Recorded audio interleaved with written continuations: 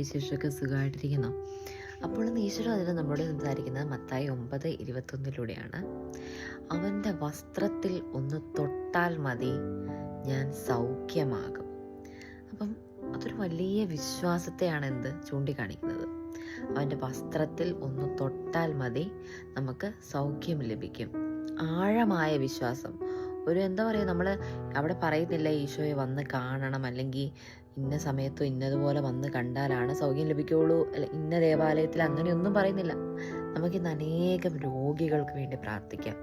ചിലർ എനിക്ക് അറിയാവുന്ന ഒത്തിരി പേരുണ്ട്. അതായത് അവർക്ക് ബെഡേ തന്നെ കിടക്കുന്നവർ, അവർക്കിപ്പോൾ ഒരു സഹായം, അവർക്ക് ശരിക്കും ഒരു നല്ല സഹായം ഉണ്ടെങ്കിലാണ് ഒരു സ്ഥലത്ത് എത്തിപ്പെടാനോ അല്ലെങ്കിൽ ഒരു ധ്യാനം കൂടാനോ ഒന്നിനും സാധിക്കുന്നില്ല. 38 വർഷമായിട്ട് ആ ബെത്സൈദ കുളക്കരയിൽ കിടക്കുന്ന കുഷ്ഠരോഗിയുടെ അവസ്ഥ എങ്ങനെയായിരുന്നു? ആ കുളത്തിലേക്ക് ഇറക്കാൻ ആളാവശ്യമായിരുന്നു. അപ്പം അതുപോലെ ഒത്തിരി വിഷമിക്കുന്ന, വേദന അനുഭവിക്കുന്ന, രോഗത്തിൽ ദുരിതപ്പെടുന്ന, ഭാരം അനുഭവിക്കുന്ന, ചിലപ്പോൾ അതൊരു മുടി കൊഴിച്ചിലായിരിക്കും, ചിലപ്പോൾ അതൊരു മുഖക്കുരുവായിരിക്കും നമ്മളെ അലട്ടുന്നത്. അങ്ങനെ എന്ത് രോഗമായിക്കോട്ടെ, ഈശോ എന്തു പറയുന്നു? നിങ്ങൾക്ക് സൗഖ്യം വരും, നിങ്ങൾക്ക് സുഖം, ഇന്ന് സൗഖ്യം പ്രാപിക്കും. ഈശോയുടെ വചനം നിങ്ങളെ തൊടട്ടെ, ഈശോയുടെ വചനം നിങ്ങളിലേക്ക് പകരട്ടെ. പരിശുദ്ധാത്മാവിൻ്റെ വലിയ കൃപ, പരിശുദ്ധാത്മാവിൻ്റെ വലിയ സൗഖ്യത്തിൻ്റെ കരം, യേശുവിൻ്റെ നാമത്തിൻ്റെ ശക്തി നമ്മളിലേക്ക്, ഓരോ രോഗികളിലേക്കും. കുഞ്ഞു മക്കളൊക്കെ രോഗികളായിട്ടിരിക്കുന്നവരുണ്ട്. അപ്പോൾ എല്ലാവർക്കും വേണ്ടി നമുക്കിന്ന് ശക്തമായിട്ട് പ്രാർത്ഥിക്കാം.